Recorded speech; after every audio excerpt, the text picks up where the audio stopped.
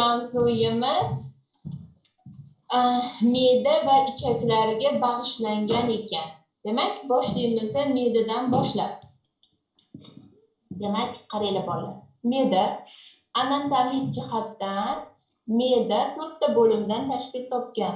Qo'lim yurayotgan joyi kardial bo'limi, yuqorida tubi, mana tubi aksincha bo'lib qolgan. Tubi hamda pilorik qismdan iborat ekan. Demak, kardial, tana, tub va pilorik qismlardan iborat.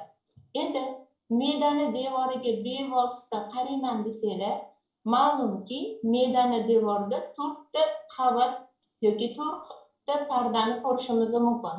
Ana ma'nisi shilliq pardasi, keyin shilliq osti pardasi mana, keyin mushak hamda seroz pardadan iborat. Atak faqatgina me'dani bilamizki, tubi seroz, qolgan qismlari adventitsial parda bilan qoplangan.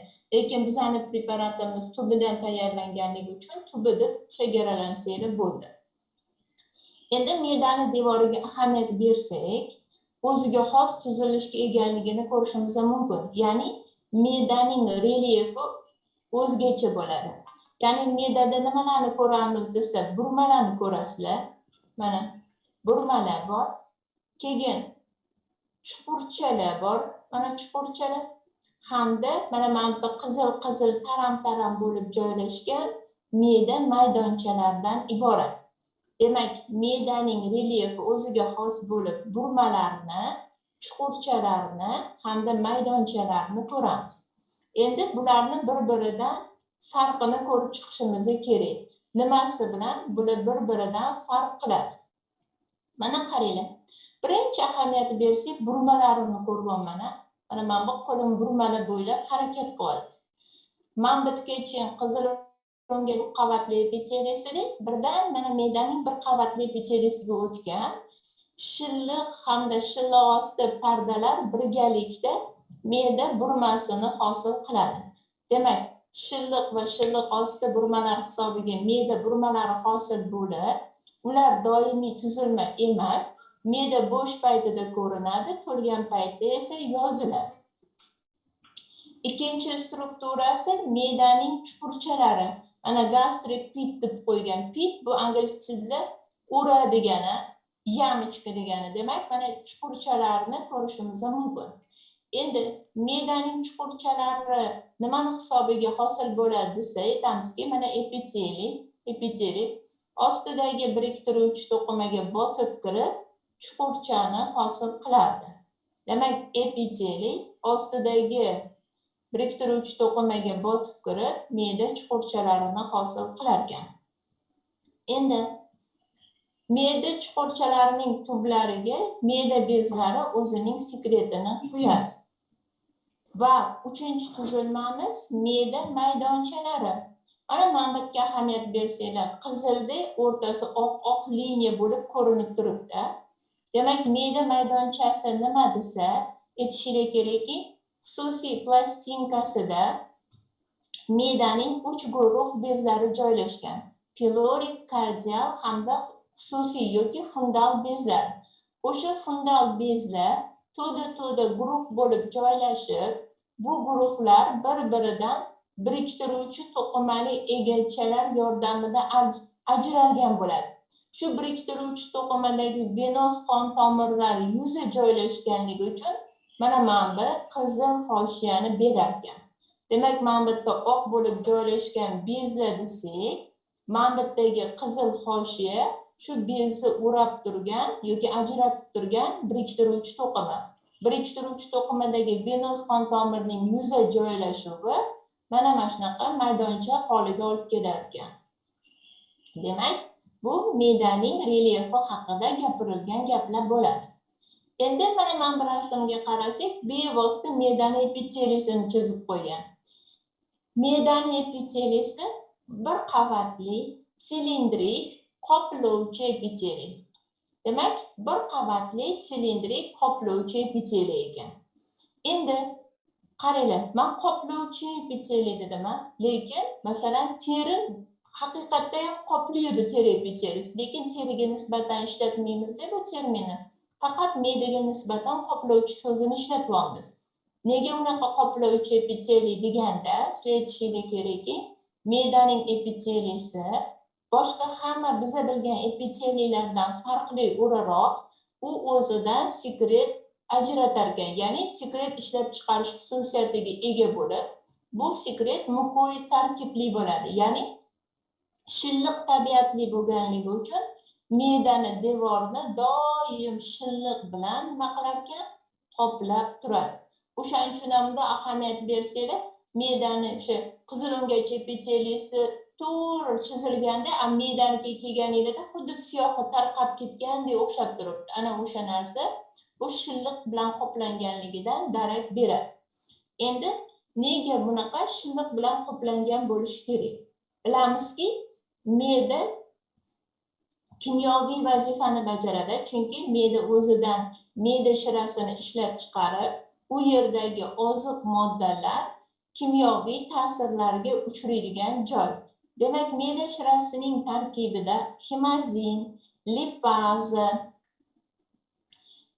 lipaza, pepsinogen, xlorid kislota kabi biologik aktiv moddalar yoki fermentlar bo'lib, u me'daning devoriga ba'zan yoki salbiy ta'sir etishi mumkin. Ya'ni masalan, me'da uzoq vaqt och bo'lgan paytida yoki bo'sh bo'lgan paytida shu moddalar me'daning devorini yemirib yuborish xususiyatiga ega.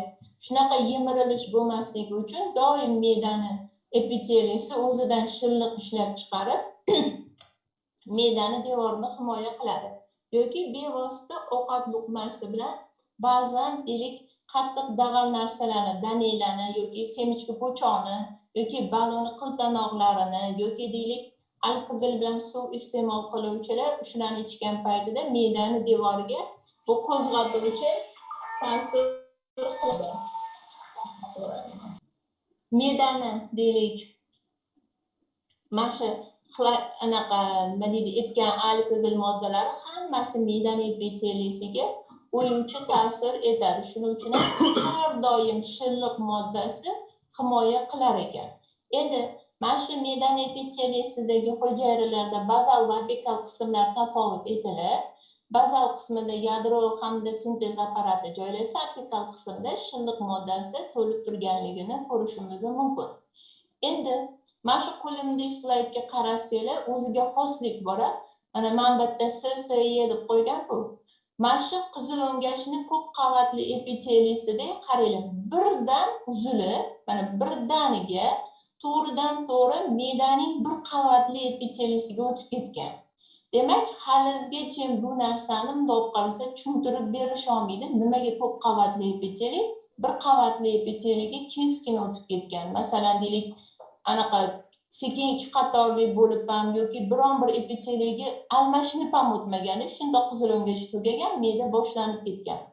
Bu asosan aytiladiki, qizilo'ngachni vazifasidan kelib chiqqan bo'lib, mana shu qizilo'ngach dag'al ovqat luqmalarini o'tkazishga mo'ljallangan a'zo bo'lgani uchun uniki ko'p qavatli, me'daniki faqat kimyoviy bo'lgani uchun bir qavatli epiteliydan iborat bo'lib qoladi. Endi yana davom ettiramiz. Me'dani epiteliysi to'g'risida gaplashib o'tdik. Endi sizlar bilan xususiy plastinka haqida gaplashishimiz kerak. Ana xususiy plastinkasiga qarasak, boya aytdimki, xususiy plastinkada me'da bezlari joylashgan ekan. Ana deylik, bitta slaydini olib qarasam, xususiy plastinkasining da 3 guruh boya bezlar bor dedik. Fundal bezlar, pilorik bezlar, kardial bezlar. Hozir birinchi bo'lib fundal bezlari haqida gaplashamiz.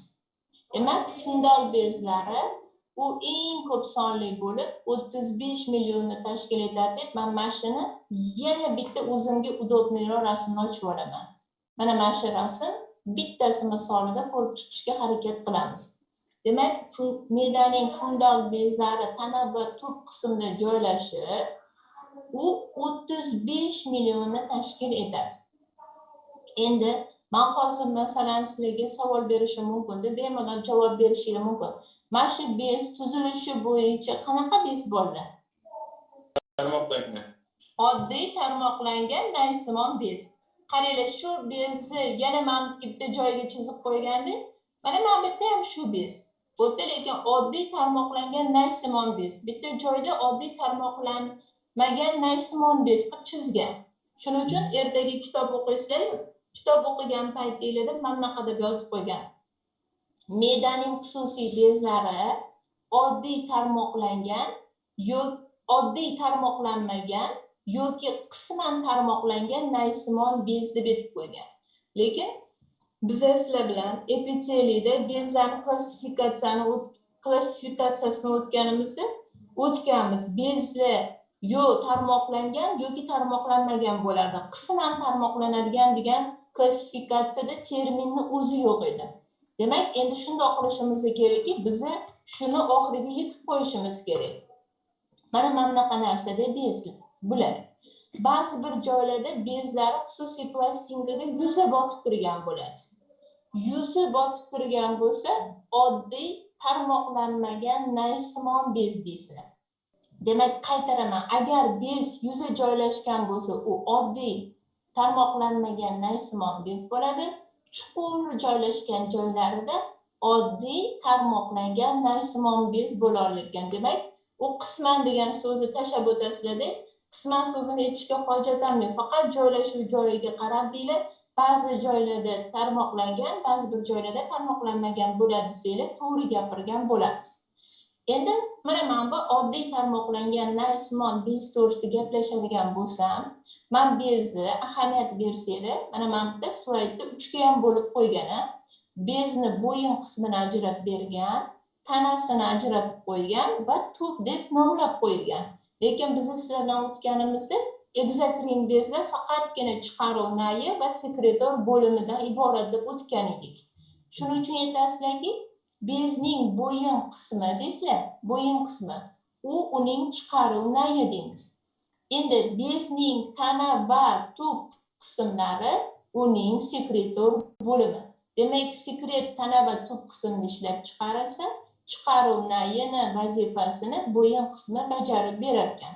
Bo'yin qismini epiteliyasiga qarasanglar, bir qavatli prizmatik epiteliy bilan qoplanganligini ko'rishingiz mumkin. Endi yana davom ettiramiz. Bundoq qarasam, men turli xil hujayralarni ko'rib turibman.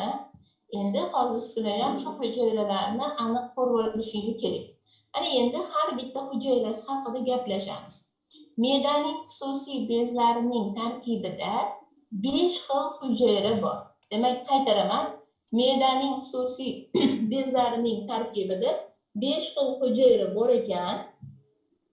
Shundan hujayralarga agar ahamiyat beradigan bo'lsam, eng ko'p uchraydigan hujayralari bu bosh hujayralar ekan. Mana men fioletoviy rangdagi bosh hujayralar. Ular asosan bezning tana va tub qismida joylashgan. Ikkinchi xil hujayramiz yakka holda bo'lib joylashgan bu parital hujayralar. Mana parital hujayralar. Uchinchi xil hujayramiz bo'yin hujayralar. Mana turishibdi bo'yin hujayralar. Undan tashqari yana bitta hujayramiz bor. Bu qo'shimcha shilliq ishlab chiqaruvchi hujayramiz. Hamda 5-xil hujayramiz bu endokrin hujayralar. Demak, qaytarib o'taman, me'daning xususiy bezlarining tarkibida 5 xil hujayra bor. Birinchisi bosh hujayra, ikkinchisi parital hujayra, uchinchisi bo'yin hujayra, to'rtinchisi qo'shimcha hujayralar va 5-si endokrin hujayralar. Endi har bitta hujayrasi haqida to'xtalib o'tar ekanmiz. Mana bosh hujayralarga qarasam, bu prizmatik hujayralar bo'lib, shakli hujayraning markazida yadrosi kuchli rivojlangan sintez apparatini ko'ryapman. Demak, donador endoplazmatik tur, Golgi, ribosoma, polisomalarni, mitokondriyalarni ko'rdikda, hujayraning apikal qismida sekretor donachalarini ko'rib turibmiz. Demak, bu hujayramiz pepsinogen degan moddani ishlab chiqarib, biz bilamizki, biokimiyada mana o'tayotgan dursalar, pepsinogen nofaol ferment. U xlorid kislotasi ta'sirida pepsinga aylangandagina u oqsillarni gidrolizlash xususiyatiga ega. Demak, bu pepsinogenni ishlab chiqararkanda ishlab chiqarilgan fermenti nofaol bo'ladi. Endi go'daklik davrida bu hujayramiz himazin degan moddani ishlab chiqaradi. Himazinning vazifasi aytganki, mana sutni ivitadi degan. Sutni ivitadi emas, sutni chiritadi desanglar, bu to'g'ri bo'ladi. Masalan, kitobda o'qiganingizda sutni ivitadi desa, sut ivitsa qatuv bo'ladi. Lekin sut chirisa, chirib tushsa sutinglar, unda tepasiga zardoba ajraladi deb, pastiga tvorog ajralib qoladi. Demak, mana shunaqa chiritish xususiyatiga ega. Bu faqatgina go'daklik davrida, ya'ni emizikli bolalarni tushirayotganda onasini sutini chiritib beradi. Bir pasda emgandan keyin ona sutini uni nima qiladi? Og'zida qatiq tvorogga o'xshagan moddani hosil bo'lib qolganligini ko'rishimiz mumkin ekan. Endi ikkinchi xil hujayramiz bu parital hujayralar. Mana parital hujayraga qarasak, bu ham bitta ko'rsatdim. Mana men hujayra haqida gapirmoqchiman. Demak, parital hujayramiz o'ziga xos hujayra bo'lib, yirik, noto'g'ri shakldagi hujayra bo'lar ekan. Markazida aval yadrosi bor. Hujayrani ichida boshqa hujayralardan farqli ravishda mana ikki qilib qo'ygan, ya'ni hujayra ichi kanalchalarining mavjudligi ekan. Va bundan tashqari uni butun sitoplazmasi mitokondriyalarga boy. Chunki bu hujayrada o'ziga xoslik bor. Bu hujayramiz ham vodorod, ham xlor ionlarini ishlab chiqarar ekan. Ya'ni bu yerda ozgina biokimiyadan, biologik membranada fiziologiyadan o'tgansa, qo'zg'alish potensiali, tinchlik potensiali deb. Demak, o'shalarni bilish kerak bo'ladi. Bilamizki, organizmda yo tinchlik, yo qo'zg'alish potensiali bo'ladi. Demak, qo'zg'algan paytda vodorod ionlarini, tinchlik potensiali paytda xlor ionlarini ishlab chiqarar ekan deb bu hujayramiz. Vodorod va xlor ionlari hujayra ichi kanalchalariga ajralib chiqarib, u yerda xlorid kislotaga aylanadi. Mana maqtimda ahamiyat bersanglar, bizda hozir o'tirgan leksiya eshitayotgan joyda buyuk ximiklarimiz ham bor. Shunda olib qarasanglar, vodorodlarni qanaqa hosil bo'lishigacha bunda tushunarli qilib qo'ygan. Ahamiyat bersanglar, mana karbon gidroza bilan suv o'zaro bikarbonat ionlari qanaqa qilib vodorodni ajratayotgani va xlori qon orqali kirib kelayotganliklarini chizib berilgan. Endi bu hujayrani o'qigan paytingizda mana bunaqa deb yozib qo'ygan bo'ladi. Aytadiki, oldin olimlar bu hujayrani faqatgina xlorid kislota ishlab chiqaradi deb o'ylashgan degan. Keyingi tadqiqotlar natijasida faqatgina vodorod ionlarini ishlab chiqaradi degan. Lekin bu degan gapligi ham o'sha 30 yil bo'lib ketgan. Lekin hozirda mana qaranglar, rasmga aniq ahamiyat bersangiz, siz tushunyapsizlar. Ham xlor ionini, ham vodorod ionlarini nima qilib qo'ygan? Hujayra ichi kanalchalariga ajratganligini ko'rar ekanmiz. Demak, bularni ion holatda ajratadi-da, ular hujayra ichi kanalchalarida o'zaro qo'shilib, vodorod xlorid kislotaga aylanar ekan. Endi xlorid kislotani vazifasi boyagi aytgani pepsinogenni pepsinga aylantirish, ya'ni bosh hujayralarni ishlab chiqqan mahsulotini pepsinga aylantirib berishdan iborat. Undan keyingi hujayramizni ko'radigan bo'lsak, bu bo'yin hujayralar. Mana qaranglar, o'z nomi bilan o'xshab ham turibdi. Bo'yin hujayralar asosan bezning bo'yin qismida joylashib, ular kambial vazifani bajaradi. Kambial deganimni tushunasizlar. Demak, bu regeneratsiya manbai, lekin bular ham shilliq ishlab chiqarish xususiyatiga ega. 4-xil hujayramiz bu qo'shimcha hujayralar. Ular ham shilliq ishlab chiqaradi, faqat bu yerda slaydda rasmi bo'lmaganligi uchun men sizlarga ularni ko'rsatib bera olmayman. 5-chi eng ko'p sonli hujayramiz bu endokrin hujayralar. Demak, qaranglar. Aytdimki, me'daning fundal bezlarining tarkibida 5 xil hujayra bor dedik. Bosh hujayrani gapirib berdim, paritalni aytdik, qo'shimchani aytdim, bo'yinni aytdim, mana endi endokringa keldim. Endi endokrin bu endokrin, lekin ichida mana ikkita slaydni o'z ichiga olgan hujayralar yig'indisi ekan. Demak, endokrin hujayralarning tarkibida HCl hujayralar, HCl, P, J, D, D1, A hujayralar bo'lganligi uchun bir nechta hujayralarimiz bor ekan. Shular me'daning endokrin hujayralarining tarkibida bo'ladi. Endi bu slaydda me'da ichak trakti deb yozilganligi uchun men pastiylarni o'qimadim, chunki S, I, A hujayralar в основном uchraydigan joyi bu ingichka ichakni 12 barmoqli ichak tarkibi qismida uchraydi. Shuning uchun yuqoridagi slayd haqida gaplashib boramiz. To'g'ri. Endi qaranglar. Mana bitta hujayra deganda YC hujayra dedim. Mendan oldin o'sha ichinglarda kimdir G deb o'qidi yoki kimdir IC deb o'qidi. Qaysi harfda o'qiginglar kelsa o'qib yordinglar. Lekin unaqa o'qimaymiz. Bu so'zlar qisqartirilgan bo'lib, lotincha nomenklatura bo'yicha berilgan. YC hujayrani oti ana enteroxromafin hujayralar. Faqatgina bosh harfini aytsanglar yetarli. Endi YC hujayralarini ko'radigan bo'lsanglar, mana ikkita gormonni yozib qo'yganlar. Serotonin va melatonin.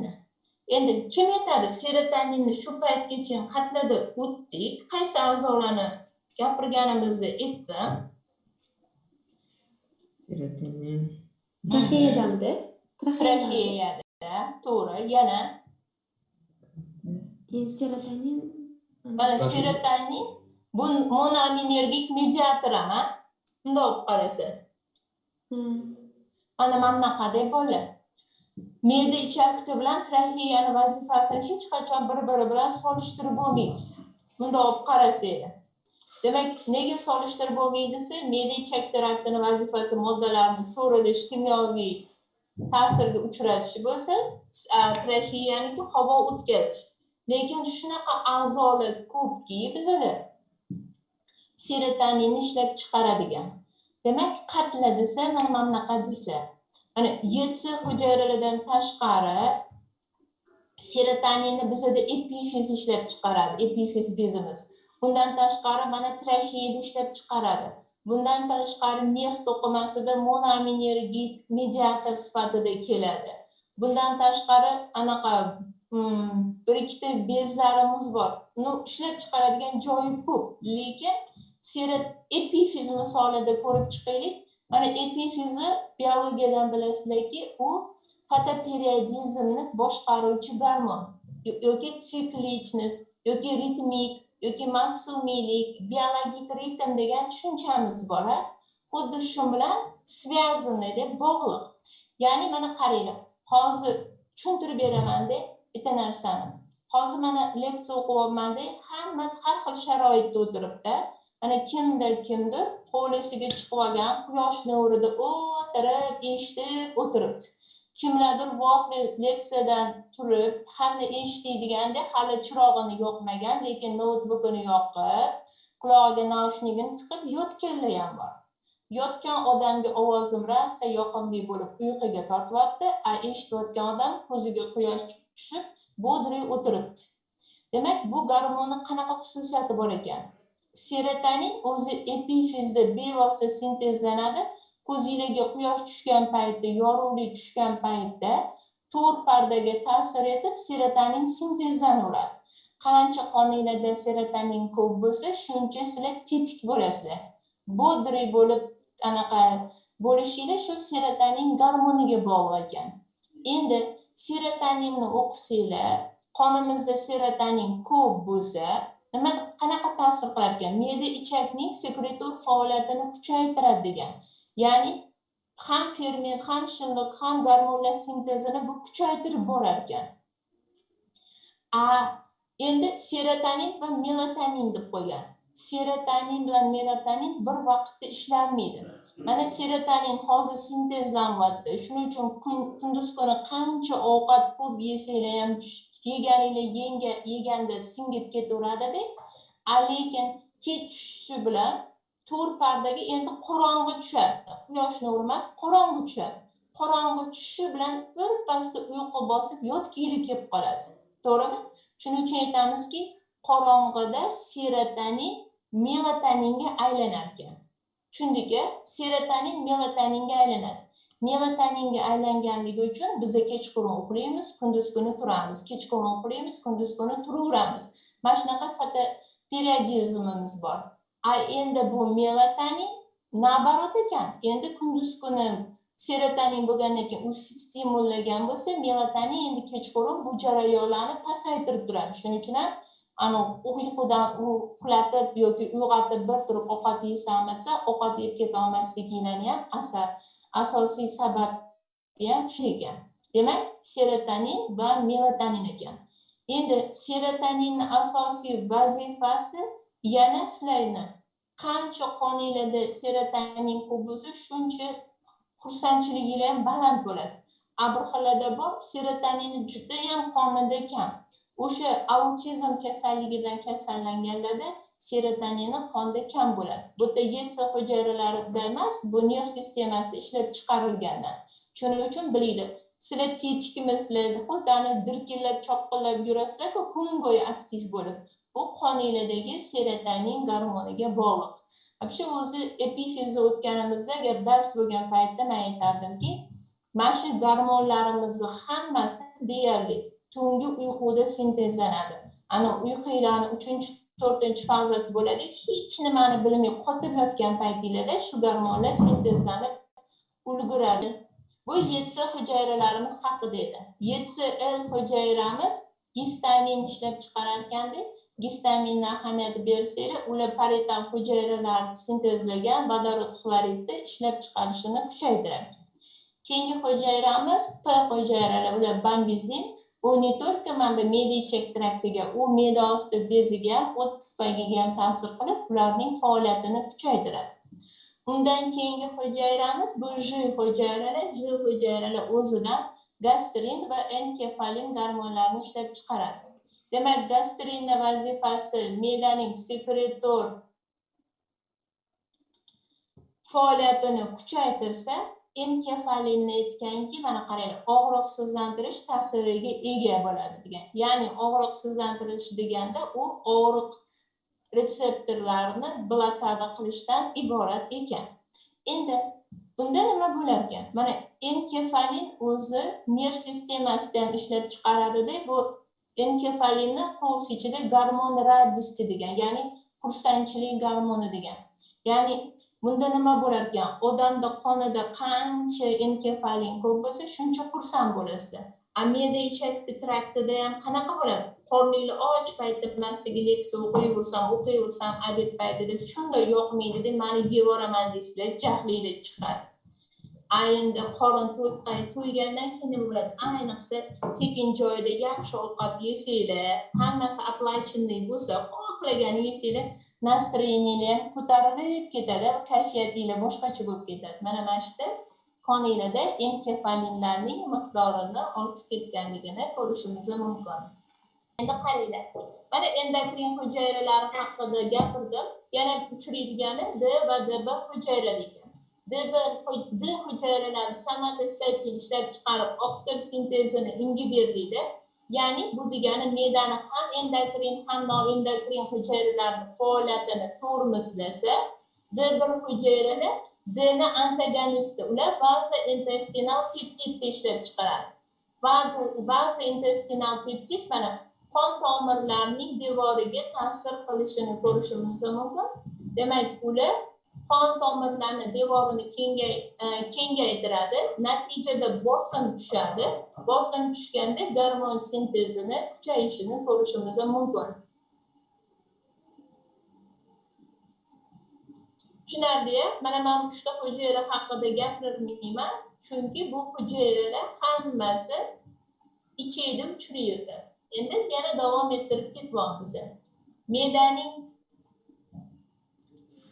xususiy bezlardan tashqari ma'lumki bizda ham kardial, ham pilorik bezlar uchrayotgan. Kardial bezlarini boyitdim, qizilingachni me'daga o'tish joyida, piloriklar esa me'daning 12 barmoqli ichiga o'tish joyida uchraydi. Ularning soni birmuncha ekan, 3,5 million bo'lib, ular tuzilishi bo'yicha oddiy o'ta tarmoqlangan naysimon bez. Mana qaranglar. Hozir sizlar bilan me'dani epiteliyasi xususiy plastinkasi to'g'risida gaplashdik. Keyin bundoq olib qarasanglar, mana mushak plastinkasini ko'rib turibman. Mushak plastinkasi ichki tashqi sirkulyar, o'rta bo'ylama yo'nalgan mushaklardan tashkil topganligi ko'rinadi. Shilliq osti pardasi siyrak tolali shakllanmagan biriktiruvchi to'qima. U yerda qon tomirlarini ko'rishimiz ham mumkin ko'plab va undan tashqari Meysner nerv chigalari bor. Mushak pardasiga keladigan bo'lsam, silliq mushak to'qimasidan tashkil topgan bo'lib, bu yerda mushaklari 3 xil yo'nalishda joylashgan. Ichki qiyshiq, o'rta sirkulyar va tashqi bo'ylama yo'nalgan mushaklardan tashkil topgan bo'lib, tashqi pardasi serroz parda deymiz. Tushunarlimi me'da? Me'da tushunarli bo'lsa, ingichka ichakni ham davom ettiraman, chunki ingichka ichak ham o'ziga yarasha, o'ziga xos organ. Demak, qaranglar, ingichka ichakni ko'rib chiqadigan bo'lsak, ingichka ichakda devori yana 4 ta pardadan tashkil topgan ekan. Qanaqa parda deb qo'y? Qanaqa pardalari bor desa, yana shilliq, mana qo'lim shilliq parda bo'ylab yuribdi. Shilliq osti pardasi bor, mushak pardasi bor hamda tashqi serroz pardalardan iborat. Ingichka ichakni ham relyefi o'ziga xos bo'lganligini ko'rishimiz mumkin. Mana ingichka ichakni ko'rsanglar, nangini olgandek ko'ndalang kesimiga ajratib, uni shilliq osti mushak va serroz pardasi berilgan va shilliq pardani mana strelka bilan pastga tushirib bergan sizlarga. Nima demoqchi bo'ldi? Demak, shilliq pardasi ingichka ichakni me'dadan farqli o'laroq o'ziga xos tuzilishga ega. Faqat ya'ni ingichka ichak uchun xos bo'lgan tuzilmalar bor degan. Demak, nimalarni ko'rar ekanmiz? Bu birinchi ko'rishingiz mumkin bo'lgan narsa varsinkalar. Mana qaranglar, varsinkalarni ko'rib turibman. Ikkinchi narsalar bu chuqurchalar yoki buji bo'tta ichida chuqurcha demaysizlar, kriptalar bor. Mana meniki kriptaga qo'lim kirsa, mana o'shanda aniq bo'ladi. Mana men bu barmoqsimon o'simta bu varsinka bo'lsa, ularning chuqurchasi, ularning orasidagi bu kriptalar deyiladi. Mana kriptalar va aylana burmalardan tashkil topgan. Endi bu yerda aylana burmalarini ko'rmayapmiz, no bilishingiz kerak. Me'dan ingichka ichakni devori o'ziga xos bo'lib desizlar, 3 xil tuzilmalar bor. Qanaqa tuzilmalar desa, aytasizlarki, varsinkalar bor, kriptalar bor hamda aylana burmalardan iborat deb aytamiz. Endi har bittasi haqida to'xtalib o'tishimiz kerak. Давайте birinchi epiteliyasi haqida gapirib o'raman-da, keyin varsinkalarga o'tib ketamiz. Mana epiteliyasiga ahamiyat bersak, u bir qavatli prizmatik jiyakli epiteliy bilan qoplangan. Ichak nayi endodermadan taraqqiy etgandek, samoy ichakni endodermani hosilasi, lekin endodermani ikkita uchiga ektoderma o'sib kiradi dedim. Demak, ichak nayi deb yoninglardagi ruchkalarni olsanglar, shu endodermani hosilasi.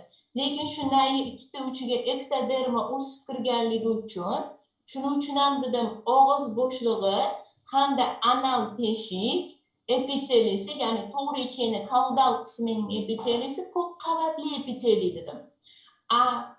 Entodermaning o'rta qismidan, ichak nayining o'rta qismi entodermal taraqqiyotga ega bo'lganligi uchun me'da osti bezi ham, jigar ham, me'da ham, ingichka va yo'g'on ichaklar ham hammasi bir qavatli epiteliy bilan qoplanganligini ko'rishimiz mumkin. Demak, qo'rqmasdan epiteliyasini bir qavatli deb boshlashingiz kerak. Endi bir qavatli silindrik jiyakli epiteliy deb aytdim. Demak, jiyakli epiteliy dedikmi? Demak, sizlar nimani tushunardinglar? Bu epiteliydagi hujayralarning apikal qismida mikrovarsinkalarning borligini ko'ryapsizlar. Mana qaranglar, enterositlarni apikal qismida o'simtalarni ko'ryapmiz. Yoki deylik, mana men bir rasmga ko'radigan bo'lsam, mana bunaqa. Demak, ichakning asosiy hujayralari jiyakli enterositlar yoki sizlar prizmatik hujayralar desanglar ham bo'laveradi. Yo'q, kitobda oti ko'p ustunsimon hujayralar deb bergan. qaysi biri udobli bo'lsa, lekin tushunishinglar kerakki, bu hujayralarning apikal qismida mikrovarsinkalari bo'lib, ular elektron mikroskop ostida hoshiya ko'rinishda ko'ringanligi uchun ichini epiteliyasi bir qavatli prizmatik jiyakli epiteliy deb aytamiz. Endi men hozir bir vaqtning o'zida mikrovarsinka so'zini ishlatdim hamda varsinka so'zini ishlatdim. Demak, birinchi vazifamiz varsinkani mikrovarsinkadan sizlar bilan nima qilish ekan? Ajratib olish. Mana qaranglar. Mana men bitta varsinkalarni ko'rib turibsizlar. Slaydda bir nechta varsinka bor. Endi varsinkalar nima hisobiga hosil bo'ladi desa, sizlar aytishinglar kerakki, varsinkaning devorining hosil bo'lishida shilliq pardaning uchala qavati ishtirok etadi deymiz. Qaytarib o'taman. Varsinkaning hosil bo'lishida shilliq pardaning uchala qavati ishtirok etadi. Ya'ni uchala qavati deganda epiteliysi, mana epiteliysi ustida yuribdi qo'lim, keyin xususiy plastinkasi hamda mushak plastinkasi. Demak, shu shilliq pardani uchala qavati ichini bo'shlig'iga bo'rtib chiqib, barmoqsimon o'simtani hosil qiladi. Shu barmoqsimon o'simta varsinka deyilar ekan. Tushundikmi? Endi varsinkani ustida mana qarasanglar hujayralarni ko'rib olamiz. Endi men o'zimga bitta varsinka misolida ochib olaman. Mana varsinkalarni ko'rib turibman. Varsinkani apikal qismi, bunda olib qarasak, devorida hujayralar bor ekan. Aytasizlarki, varsinkalarning devorida 3 xil hujayralar joylashgan deysizlar. Qanaqa hujayralar desa, birinchi hujayrasi jiyakli enterotsitlar, mana jiyakli enterotsitlar, ikkinchi xil hujayrasi qadaqsimon hujayralar hamda uchinchi hujayrasi endokrin hujayralar. Demak, qaytarib o'taman, varsinkalarning devorida jiyakli enterotsitlar, endokrin hujayralar butuncha ko'rinmaydi, chunki ularga maxsus bo'yoq kerak, hamda qadaqsimon hujayralar. Endi mana men bir rasmga ahamiyat bersak, mana jiyakli enterotsitlarning ko'pligini ko'ryapsizlar. Mana jiyakli enterotsitlar prizma shaklida bo'lgan, barchasi bazal membranada turibdi. Barchasini ustida mikrovarsinkalari bo'lganligi uchun ingichka ichini epiteliyasi bir qavatli prizmatik jiyakli epiteliy. Demak, mikrovarsinka u hujayrani apikal qismidagi tuzilma ekan. Varsinka esa bu shilliq pardaning hosilasi. Demak, shilliq pardani uchala qavati ichini bo'shlig'iga bo'rtib chiqqanligi uchun varsinka bo'lar ekan. Varsinkani devorida 3 xil hujayra bor. Shu hujayrani apikal qismida mikrovarsinkasi bo'lganligi uchun jiyakli so'zi ishlatiladi. Tushunarli-a? Endi ana qaranglar, qadaqsimon hujayraga bitta jiyakli enterotsitni chizib qo'ygandik. Jiyakli enterotsit apikal qismiga mikrovarsinkalarni qo'ygan. Demak, mikrovarsinkalarni sizlar bilan anaqa hujayrani o'tganimizda anaqa savol bo'lardi. Hujayra usti tuzilmalari degan. Demak, shu hujayra usti tuzilmalari mavzusida ko'rib chiqqanmiz. Kiprikchalar bilan mikrovarsinkalar hujayra usti tuzilmalariga xos kirardi. Endi mikrovarsinkani hosil bo'lishda nima ishtirok etadi desa, aytasizlarki, ular sitoplazmatik o'simta deysizlar. Demak, mana shu hujayrani sitoplazmasi bo'rtib chiqarganda, bo'rtib chiqishi natijasida plazmalemmani mana ko'targanligini ko'ramiz. Shuning uchun ham mikrovarsinkaning devori 3 qavat plazmalemma bilan o'ralgan. Ya'ni plazmalemmani o'zini mamlaqa qobiqlari bo'lardi, esingizda bo'lsa, glikokaliksi, biologik membranasi hamda kortikal qavati bo'ladi. Demak, shu bilan qoplanganligini ko'rishimiz mumkin ekan. Mana bitta undan ham aniqroq rasmi bor. Mana enterotsit hujayrasi, enterotsit prizma shaklida-da, buni sitoplazmatik o'simtasi mana bo'rtib chiqqan. Demak, bevosita shu plazmatik membrana bilan qoplanganligini men ko'rib turibman. Plazmatik membrana eng yuqorisi glikokalikus, keyin biologik membrana va ichkisi kortikal qavat. Endi bevosita shu biologik anaqa plazmalemmadan aytadigan bo'lsam, glikokalikusni nima deb o'tardinglar? U retseptor derdinglar. Retseptor deb o'tganimizda bundan tashqari ichida degansizlar devor oldi va membranadagi hazm jarayonida ishtirok etuvchi fermentlar bor, a'zolar. Demak, bu yerda fermentlari ko'p bo'lib, o'sha bevosita o'sha hazm jarayonida ishtirok etayotganligini ko'ramiz. Yoki bundoq qarasanglar, kortikal qavatiga qaranglar.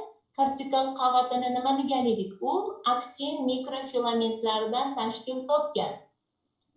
Aktin mikrofilamentlarning qisqarishi natijasida ichak bo'shlig'idagi moddalar mana strelka qilganda enterotsitni ichiga o'tkazib qo'ygan. Demak, ichak bo'shlig'idagi moddalar kimyoviy obработкаdan o'tgandan keyin enterotsitlarning sitoplazmasiga kiradida, keyin u yerda hujayra ichi hazmi bo'ladi. Hujayra ichida hazm qilingan mahsulotlar agarda oqsil yoki uglevod bo'lsa qonga, ostidan qonga, agarda u yog' tabiatli bo'lsa, unda limfaga quyiladi. Hali so'rayman, nega u qonga, nega u limfaganligini o'zingizlar aytib berasizlar. Endi mana enterotsitlarga qarasak, biz sizlar bilan hujayralararo birikishlarni o'tgan edik. Bu yerda ahamiyat bersanglar, mana bundoq qarasanglar, zich birikish deb yozib qo'ygan. Zich birikishni ham ko'ryapsizlar, ilk desmosomalar yordamida birikish. Demak, hujayra deysizlar, apikal qism tarafdan ikkita hujayra bir-biri bilan zich birikar ekan. Demak, zich birikish deganda hujayra plazmalemmalarining eng yuqori qavatlari bir-biri bilan zich birikib, hech qanaqa yo'l qolmasdi. Ularni 6 qavati 5 qavat bo'lib ko'rinishi kerak edi. Endi nega aynan apikal qism tarafdan bunaqa zich birikadi? Chunki bilamizki, ichak bo'shlig'iga tushgan moddalar shu enterotsitni sitoplazmasiga o'tib ketishi kerak emas edi. Mana shuning uchun mana apikal qismdan zich birikishlarni ko'ryapsizlar.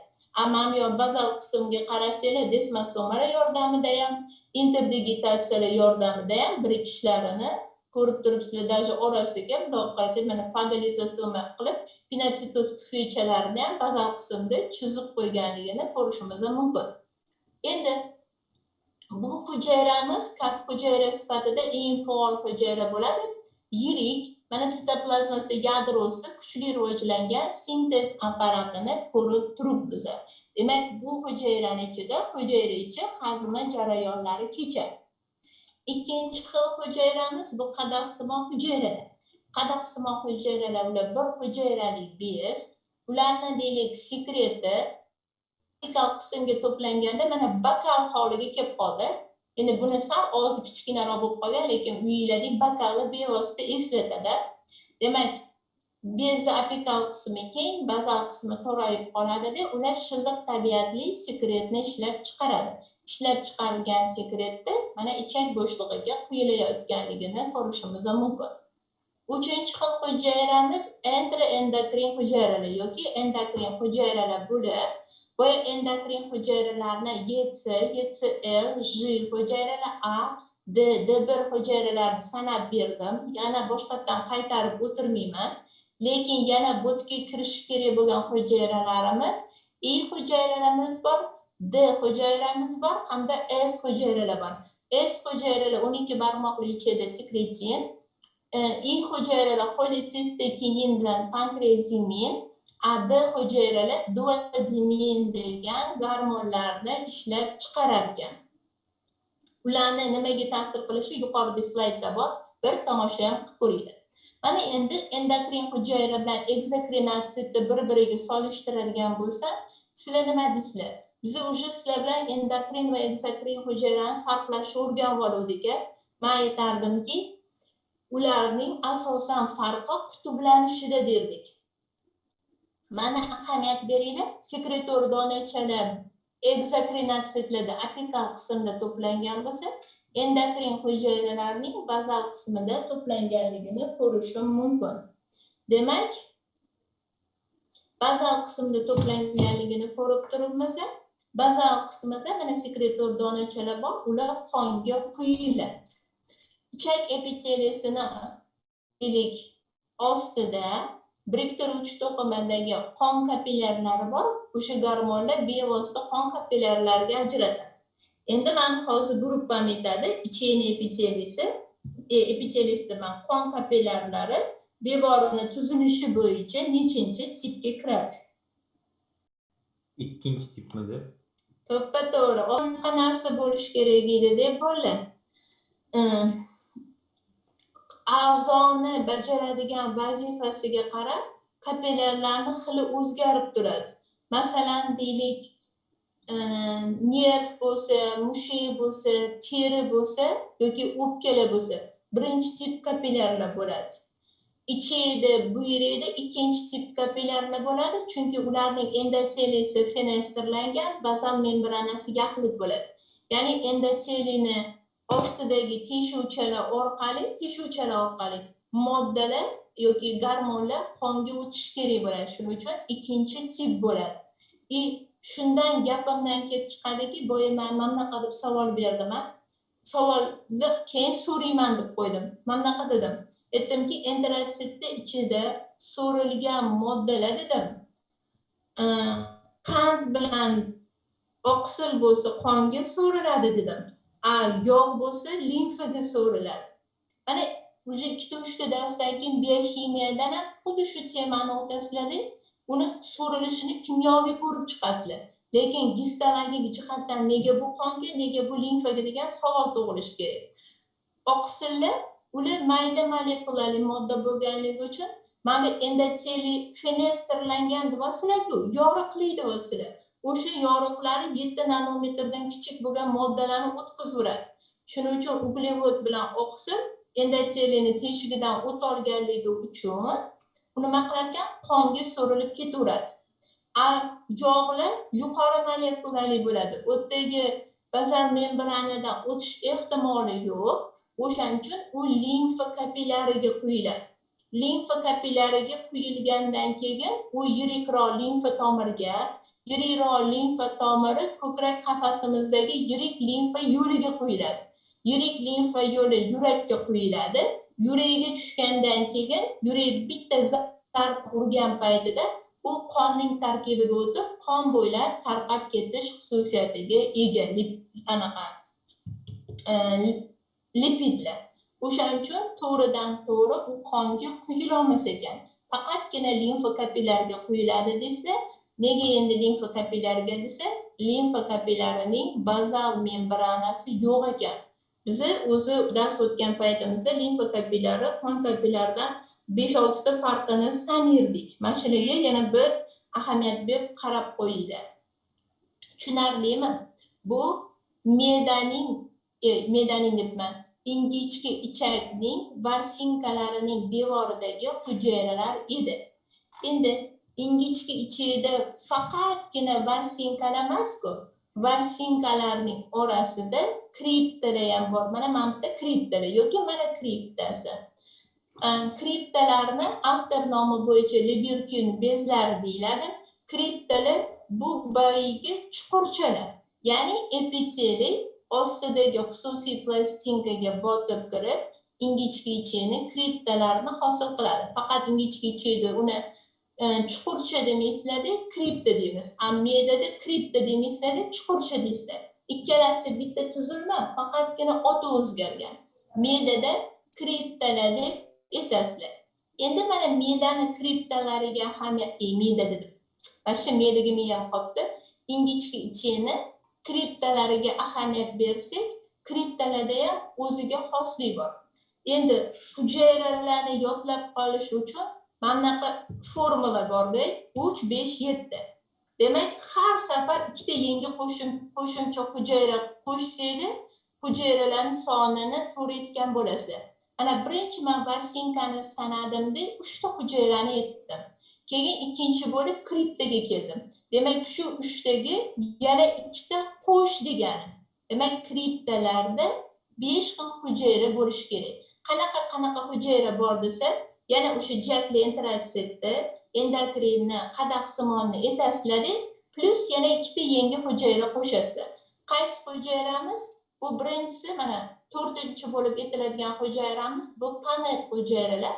Bular avtor nomi bo'yicha aytilgan.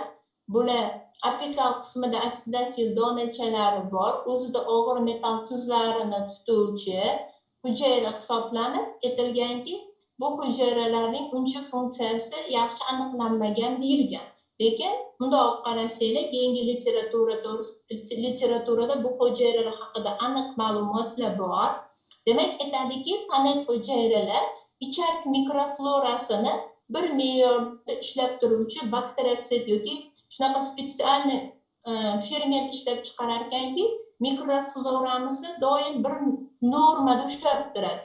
Ya'ni panet hujayralarni faoliyati buzilsa yoki qabziyat yoki ich ketish yoki har xil disbakterioz holatlari kelib chiqar ekan. Demak, bularning vazifasi ichak mikroflorasini bir me'yorda ushlab turishdan iborat. Va 5-chi xil hujayramiz mana men bu yerga yozib qo'ygan ko'payayotgan hujayralar degan, lekin biz ko'payayotgan hujayra demaymiz, bilasizlar, uni oti bora bazal hujayralar deb aytar ekanmiz. Demak, bazal hujayramiz bu kambial vazifani o'taydi. Ya'ni ichakni epiteliyasining yangilanishi mana shu bazal hujayralarda hisobiga bo'ladi. Endi haligi hujayralarimni yakunlab qo'yamiz. Demak, mana barsinkalarni ko'rdik. 3 xil hujayra bor dedim. Mana kriptalar bor. 5 xil hujayra bor dedik. Barsinka bilan kripta yo'q joyda limfoid follikulalar bor. Mana qaranglar, limfoid follikulasi. Demak, mana 3, 5, 7. Demak, limfoid follikulaning devorida 7 xil hujayra borligini aytishinglar kerak. Demak, boyagi sanab bergan 5 ta hujayramga yana 2 ta qo'shasizlar. Birinchisi bu yerda M hujayralar bor hamda neyroepitelial tukli hujayralar bor. Demak, bu qanaqa hujayralar ekan? M hujayralar bu retseptorlar. Ya'ni ichak bo'shlig'iga tushgan antigenni tanib oladi. Bu antigenni tanib olgandan keyin bu axborotni haligi ichak bo'shlig'idagi hujayralarga berish kerak.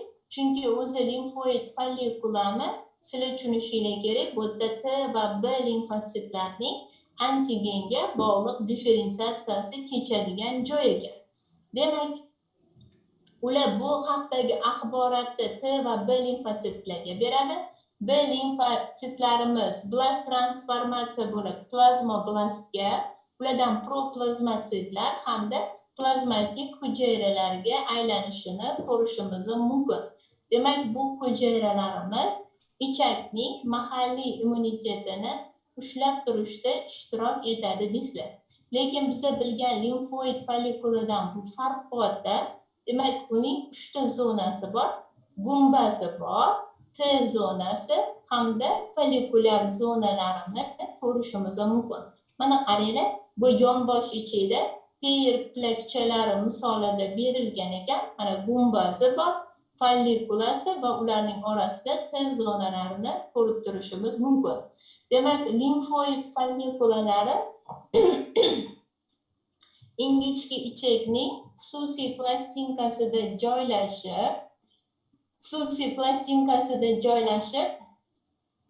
ular shilliq osti pardagacha mana yetib borganligini ko'rishimiz mumkin.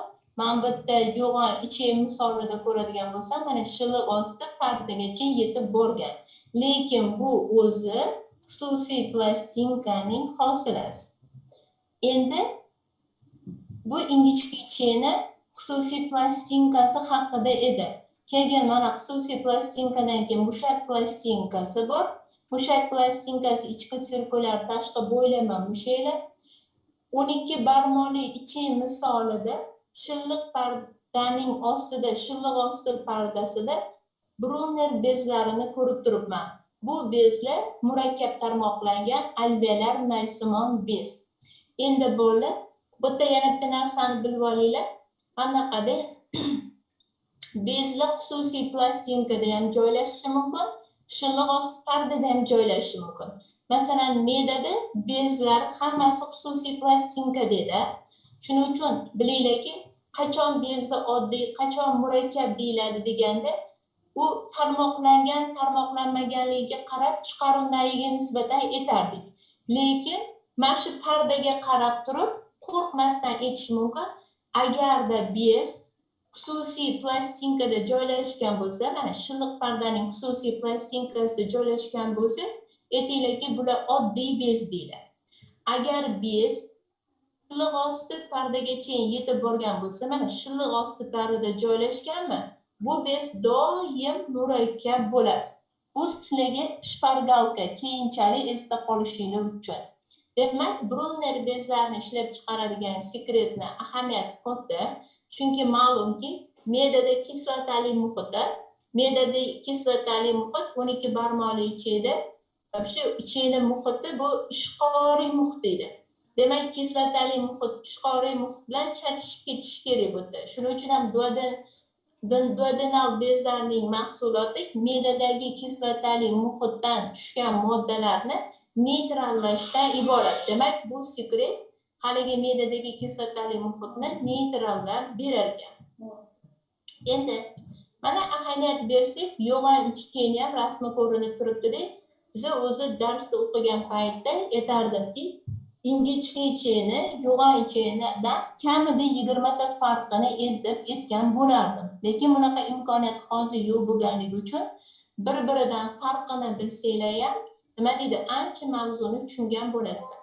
Masalan, ingichka ichi va yo'g'on ichi misolida aytadigan bo'lsak, ingichka ichi anatomik och yonbosh ichi hamda och yonbosh ichi hamda 12 barmoqli ichidan iborat bo'lsa, yo'g'on ichini o'zini anatomik qismlari bor edi. Yuqori ko'tariluvchi, pastga tushuvchi, chambar ichak, esimo ichak, to'g'ri ichak, chuvalchangsimo o'simtadan iborat. Demak, birinchi farqi anatomik qismlari.